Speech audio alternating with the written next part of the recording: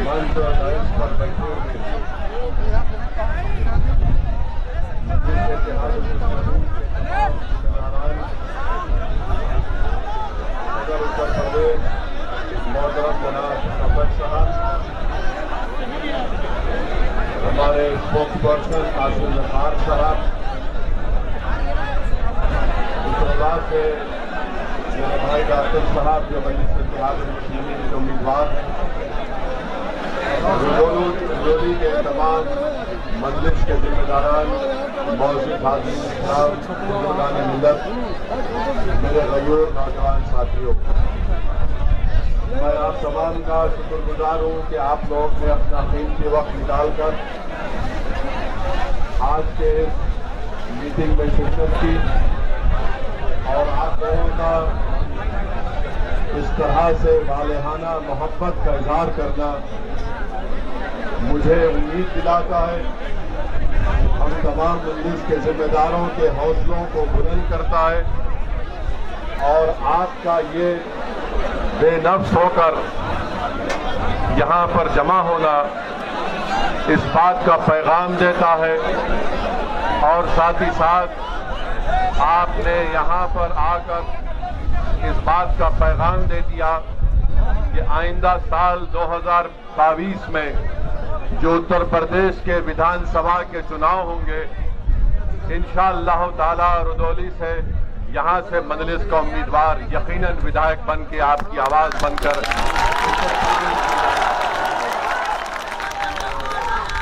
मेरे अजीज दोस्तों, मेरी इज्जतदार माँ और बहनों, मैं ज्यादा वक्त आपके दरमियान में नहीं रहूंगा, बस चंद अहम बातें आपसे करकर यहाँ से रुखसत हो जाऊंगा। मजलिस आने वाले विधानसभा के चुनाव में पूरी ताकत और पूरी तैयारी के साथ जनाब मोहतरम शौकत अली की क़ियादत में विधानसभा के इलेक्शन को लड़ेगी।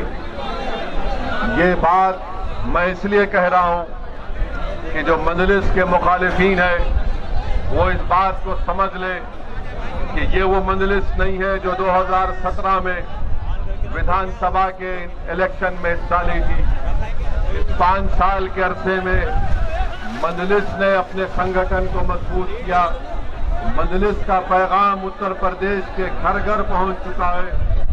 मजलिस ने अपनी तंजीम को अपनी जमात के लोगों की मेहनत और जुस्तजू की बुनियाद पर पहले से ज्यादा आज उत्तर प्रदेश में मजबूत है और हमारा आपको यही पैगाम है, यही आपसे इल्तिजा और गुजारिश है कि उत्तर प्रदेश में मजलिस की पहली कोशिश ये है कि यहां से आपकी मुस्लिम अक़लियत की एक सियासी लीडरशिप बने। मैं आपको ये बात बताना जरूरी समझता हूं कि उत्तर प्रदेश भारत का सबसे बड़ा स्टेट है, प्रदेश है। यहां पर हर बिरादरी की, यहां पर उनकी एक सियासी ताकत है, उनकी एक पहचान है। अगर उत्तर प्रदेश में अगर किसी की सियासी लीडरशिप नहीं है, किसी की सियासी आवाज नहीं है, किसी के आवाज की अहमियत नहीं है, किसी के आंसुओं की अहमियत नहीं है, अगर कोई यतीमी और लाचारी के माहौल और मायूस हो रहा है तो वो उत्तर प्रदेश का मुसलमान है। और मजलिस ये चाहती है कि आप जमहूरियत को मजबूत करें। भारत की जमहूरियत कैसे मजबूत होगी? भारत की जमहूरियत उस वक्त मजबूत होगी जब सबको उसमें हिस्सेदारी का उसमें हिस्सा मिलेगा। उत्तर प्रदेश में सबको अपना अपना हिस्सा मिल गया। अगर किसी के साथ इंसाफ नहीं हुआ, किसी को उनका हिस्सा नहीं मिला, तो मैं ये साफ तौर पर कह रहा हूं कि उत्तर प्रदेश के मुसलमान हैं जिनको अभी तक उनका हिस्सा नहीं मिला। और क्यों नहीं मिला? इसलिए नहीं मिला कि आपने पिछले 60 साल से सेकुलरिज्म के झूठे वादे पर आपने मुख्तलिफ पार्टियों को वोट किया। कभी आपने कांग्रेस को वोट दिया, उनको नेता बनाया, विधायक बनाया, सांसद बनाया, मुख्यमंत्री बनाया, कभी आपने उनको प्रधानमंत्री बनाया, कभी आपने बीएसपी को वोट दिया, उनका मुख्यमंत्री बनाया, आपने समाजवादी पार्टी को वोट दिया, उनका मुख्यमंत्री बनाया। मगर आप अपने दिल पर हाथ रखकर सोचिए कि आपका पूरे उत्तर प्रदेश में आपका कौन है नेता, कौन है आपकी आवाज, कहां है आपकी सियासी ताकत। आज उत्तर प्रदेश में आपके वोट की अहमियत नहीं है, आपके आंसुओं की अहमियत नहीं है, आपके मसाइल की अहमियत नहीं है। मैं ये कहने पर मजबूर हूं कि उत्तर प्रदेश में अगर सबसे कम पढ़े लिखे अगर कोई है तो मुसलमान है। आखिर क्यों कम पढ़े लिखे मुसलमान है? क्या इसका जिम्मेदार असदुद्दीन ओवैसी है? अगर उत्तर प्रदेश में सिर्फ 2% बच्चे ग्रेजुएट होते हैं तो क्या उसका जिम्मेदार असदुद्दीन ओवैसी है? उत्तर प्रदेश में मुसलमान आउट ऑफ स्कूल चिल्ड्रन है, जो स्कूल के बाहर है, जिनकी उम्र स्कूल में तालीम हासिल करने की है वो 60% है। उसका जिम्मेदार कौन है? उसका जिम्मेदार असदुद्दीन ओवैसी है। उत्तर प्रदेश की जेलों में सबसे ज्यादा अगर दलित भाइयों के साथ अगर कंडक्ट ट्रायल है तो मुसलमान है। इसका जिम्मेदार कौन है? इसका जिम्मेदार किसी हद तक हमको भी अपने गिरबान में झांक कर देखना है। मैं आपको पैगाम देने आया हूं मेरे अजीज दोस्तों और बुजुर्गों, यकीनन फिरका परस्ती को हराना है, फिरका परस्ती को हराना है। मगर फिरका परस्ती को हराने का मतलब ये नहीं है कि आप खुद हार जाएंगे। फिरका परस्ती को हराने का मतलब यह कि आप जीतेंगे तभी जाकर बीजेपी को शिकस्त होगी। अगर रुदौली से मंदलिस का उम्मीदवार एमएलए विधायक बनेगा तो यकीनन बीजेपी को यहां पर हम शिकस्त दे पाएंगे। मेरे अजीज दोस्तों और बुजुर्गों, रुदौली में मैं यहां पर खड़े होकर दिल की अमीर गहराइयों से, हमारे इश्तियाक अहमद साहब एक एमएलए हुआ करते थे, भट्टी समाज से उनका ताल्लुक था, मैं उनको खराजी अकीदत पेश करता हूं।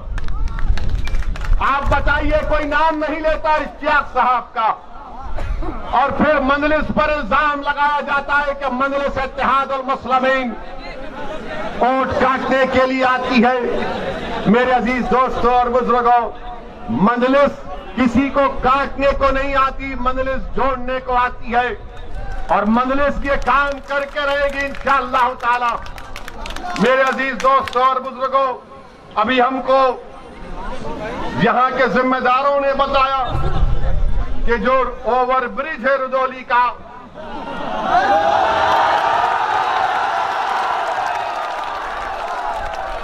अब आप जाकर समाजवादी के लोगों से पूछेंगे ओवर ब्रिज क्यों नहीं बना 2 साल से, तो 5 साल से, तो बोलेंगे ओवैसी यहां से गया था इसलिए नहीं बना। ओवर ब्रिज नहीं बना और जो मुख्यमंत्री बाबा हैं, बाबा को भी पता नहीं है। बाबा को बोलेंगे ओवर ब्रिज तो बाबा बोलेंगे नाम बदल दो। यानी हमारा हाल ऐसा हो गया है। और फिर ओवर ब्रिज नहीं होने की बिना पर हाईवे पे आने के लिए लंबा सफर 10 किलोमीटर का करना पड़ता है। और दूसरी बात यह है कि यहां पर जो कम्युनिटी हेल्थ सेंटर है माशाल्लाह खंडेर में तब्दील हो चुका है। मेरे अजीज दोस्तों और बुजुर्गों, पाइपलाइन के लिए रोड खोद दी गई है, मगर ये विकास हो रहा है बाबा के दौर में। बाबा के पास एक ही फार्मूला है, जाके बाबा को बोलिए सर वो लोग नाम बदल दो, काम हो जाएगा। फिरोजाबाद में 50 बच्चे डेंगू से मर गए, 50 बच्चे। नाम बदल दो। क्या नाम बदलने से बच्चे मरना बंद हो जाएंगे?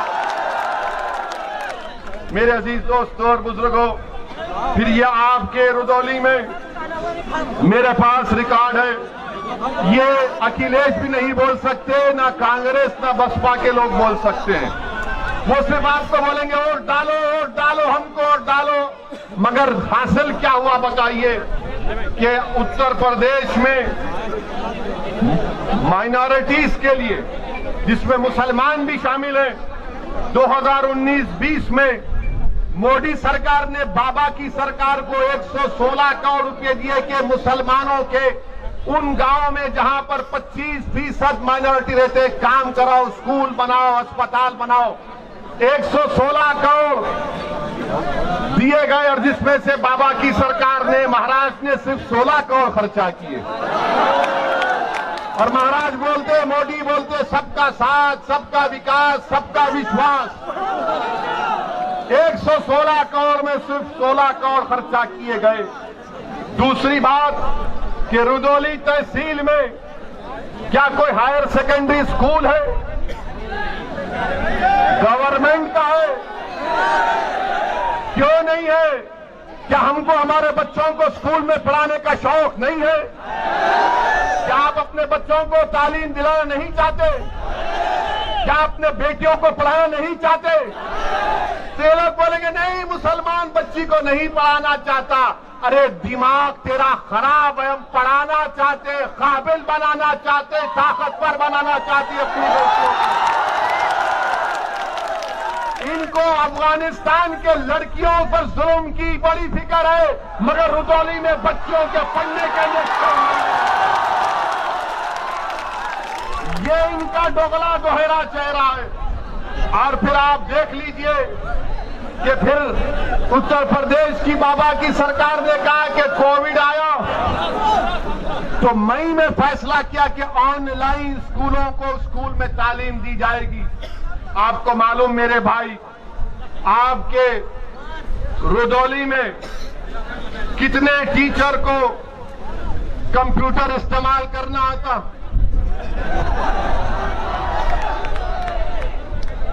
कितनों को आता है? ये हाल यहां पर इस तरह का करके रखिए। और फिर आप ये भी देख लीजिए कि जो हेल्थ की बात है, हेल्थ की बात में रुदौली में 255 सब सेंटर है, 40 प्राइमरी हेल्थ केयर सेंटर है, 5 कम्युनिटी हेल्थ सेंटर है, कोई सब डिविजनल हॉस्पिटल नहीं है, 4 डिस्ट्रिक्ट हॉस्पिटल है। तो योगी आदित्यनाथ की सरकार बनने के बाद कितने आपने खोले बताओ? कितने आपने खोले बताओ? जब आप जवाब दे रहे हैं तो सच्चाई पर पाबंदी होगा। आपको मालूम कि रुदौली में यह जिला अयोध्या का है, यहां पर कितने बच्चे 5 साल की कम उम्र के, जब 5 साल के होते हैं तो स्टंटेड कितने होते हैं, कमजोर कितने होते हैं? 50%। बाबा से जाकर पूछिए, महाराज से, तो बोलेंगे ये फिरका परस्ती की बात कर रहा हो ऐसी। मैं चैलेंज से कह रहा हूं कि 50% 5 साल के कम उम्र के बच्चे स्टंटेड है अयोध्या डिस्ट्रिक्ट में। कौन सी हुक्मरानी बीजेपी उत्तर प्रदेश में कर रही है? और फिर वेस्टेड बच्चे 19%, अंडरवेट यानी जो उम्र में वजन उनका होना चाहिए कितने मालूम आपको? 45%। मैं जो कुछ कह रहा हूं, अगर मेरी बहन, मेरी मां मेरी बात को सुन रही है तो कहेगी कि हाँ ये बात सच है कि जिस बेटी को मैंने 9 महीने अपने पेट में रखकर पैदा किया, आज वो स्टंटेड भी है और उसका वेट भी कम है। मेरे अजीज दोस्तों और बुजुर्गों, वहीं पर ये सरजमीन, हम जब यहां पर आ रहे थे तो 2 दिन से हमारे माशाल्लाह मीडिया के बड़े बड़े लोग बोलना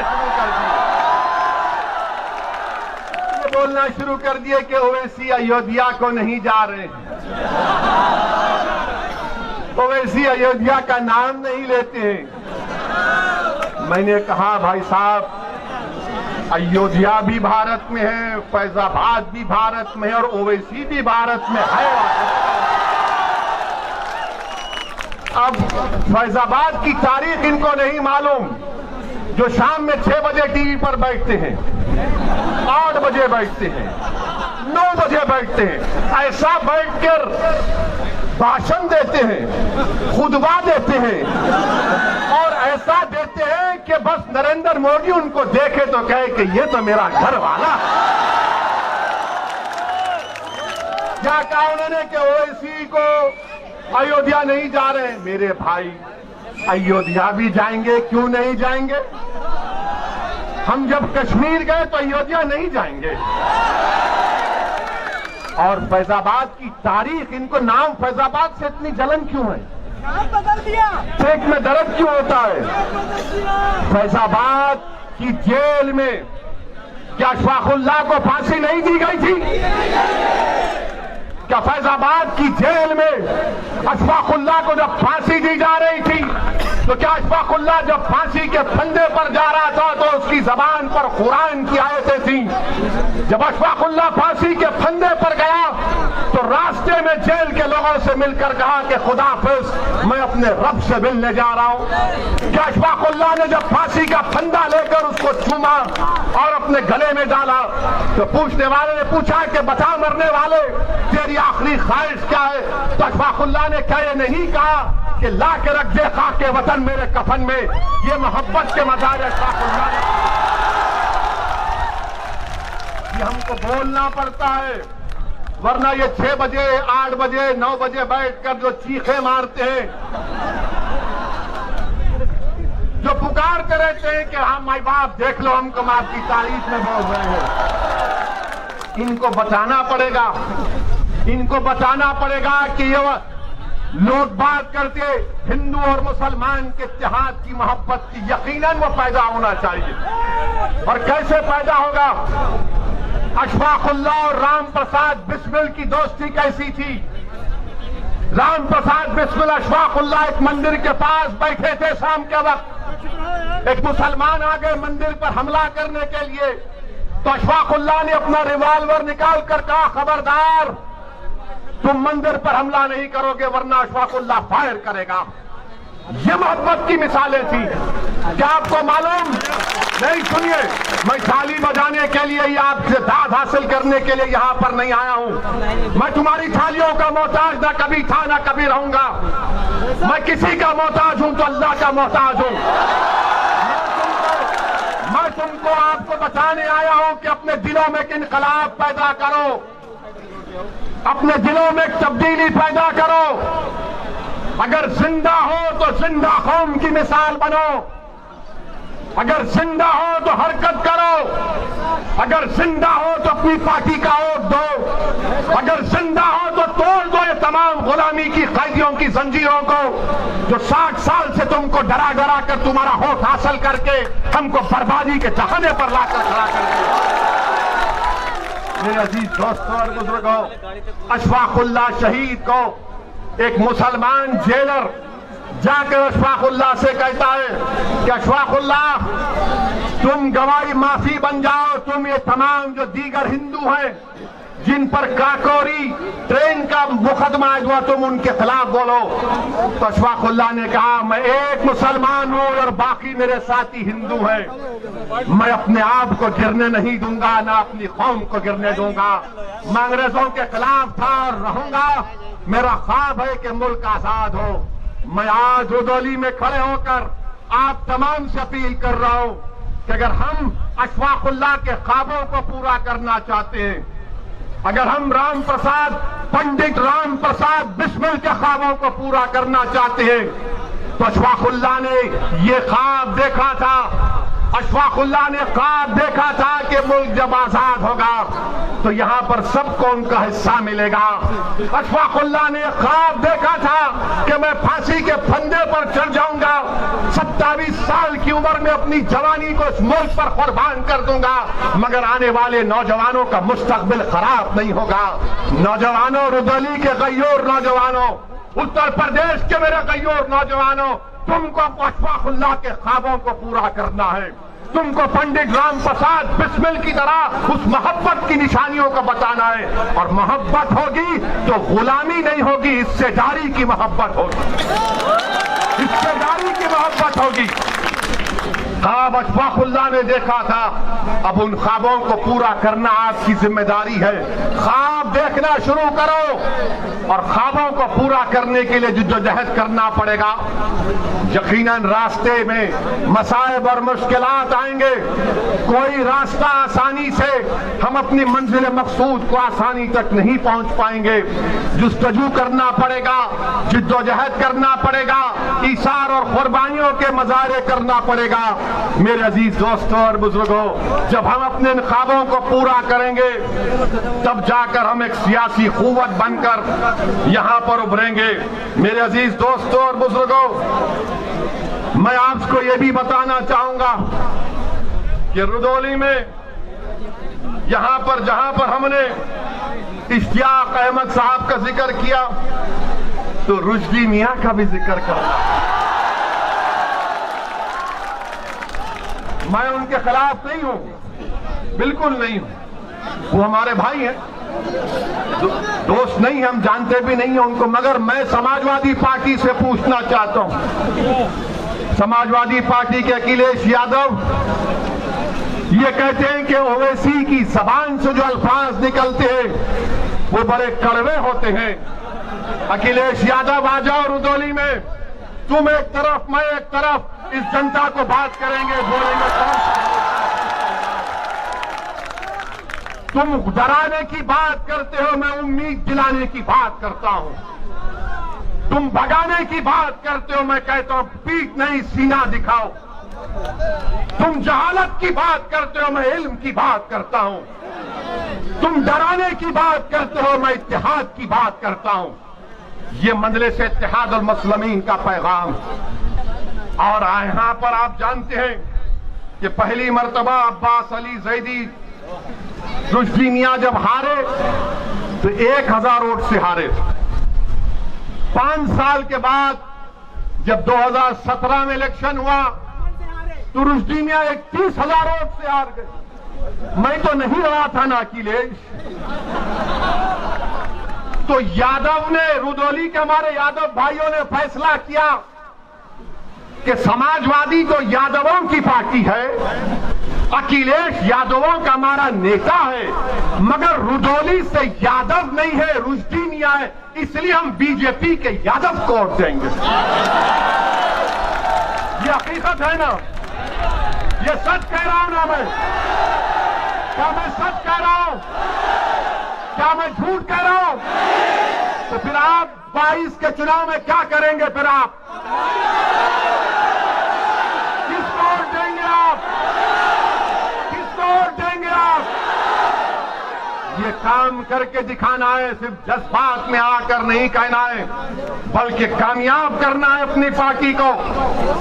जिस तरह बिहार में हमारे 5 विधायक कामयाब हुए और बिहार में कामयाबी के बाद बिहार की विधानसभा में अख्तर ईमान की क़यादत में मजलूमों की आवाज बनकर, कमजोरों की आवाज बनकर, यतीमों के इंसाफ के लिए मजलिस बिहार के विधानसभा में आवाज उठा रही है। जब यादव एक हो चुका है, बीजेपी के कैंडिडेट को लाने के लिए रुश्दी मियां को राज किए। मेरे अजीज दोस्तों और बुजुर्गों, मेरी आपसे गुजारिश है कि मुत्तहिद रहिए, अपने वोट का सही इस्तेमाल करिए, डरने और घबराने की जरूरत नहीं है। ये समाजवादी पार्टी हो, बीएसपी हो या फिर कांग्रेस हो या बीजेपी हो, इनको एक ही बात की तकलीफ है कि पूरे भारत में मुसलमानों की कोई पॉलिटिकल लीडरशिप ना बने। मैं यहां पर अपनी शोहरत के लिए नहीं आया हूं, अल्लाह जानता है। मैं आपको नेता बनाने के लिए आया हूं कि आपकी सफों से कोई कायद उठ जाए जो 1 साल 2 साल नहीं बल्कि रहती दुनिया तक तुम्हारी आवाज बने। और उस वक्त होगा मेरे अजीज दोस्तों और बुजुर्गों, जब आप अपनी पार्टी को कामयाब करेंगे, अपनी दुआओं से, अपने वोट से और पार्टी के पाबंद डिसिप्लिन सिपाही बनकर आप मजलिस के हक में अपने वोट का इस्तेमाल करिए। डरने और घबराने की जरूरत नहीं है। मुझ पर इल्जाम लगते हैं, मुझे कोई फिक्र नहीं, बहुत से इल्जाम लगते हैं मुझ पर, मगर याद रखो जब तक अल्लाह असदुद्दीन ओवैसी को जिंदा रखेगा, इंशाअल्लाह ताला असदुद्दीन ओवैसी सच को और हक को बयान करता रहेगा। अल्लाह जब तक मेरे जिस्म में आखिरी सांस को रखेगा, मैं आपके हक के लिए लड़ता रहूंगा। मुझे नहीं मालूम कि मेरी जिंदगी का चिराग कब गुल हो जाए, मगर रुदौली के नौजवानों, उत्तर प्रदेश के गैयूर नौजवानों, उत्तर प्रदेश के मेरी इज्जतदार मां और बहनों, कौम और मिल्लत के जिम्मेदारों, मैं तुमसे भीख मांगने आया हूं, मुत्तहिद हो जाओ। आज तुमको मुत्तहिद होना है। ये फैजाबाद अयोध्या है। अगर कोई मुझसे सवाल करता है तो याद रखो, इसी अयोध्या में 6 दिसंबर को हमने भी देखा, सारी दुनिया ने भी देखा क्या हुआ। आज उसका जिक्र करने से डरते हैं सेकुलर पार्टी के लोग, जिक्र करने से डरते हैं, डरा डरा कर और हासिल करते हैं। अरे याद रखो, वो कौम जो नवासा रसूल को जन्नत का शहजादा मानती है, क्या वो कौम डरेगी इन लोगों से? क्या तुम डरोगे इन लोगों से? इंसान से नहीं डरना, सिर्फ रब्बे कायनात से डरने का हुक्म सिखाया गया। सिर्फ रब्बे कायनात से डरना है, किसी से भी नहीं, ओवैसी से भी नहीं।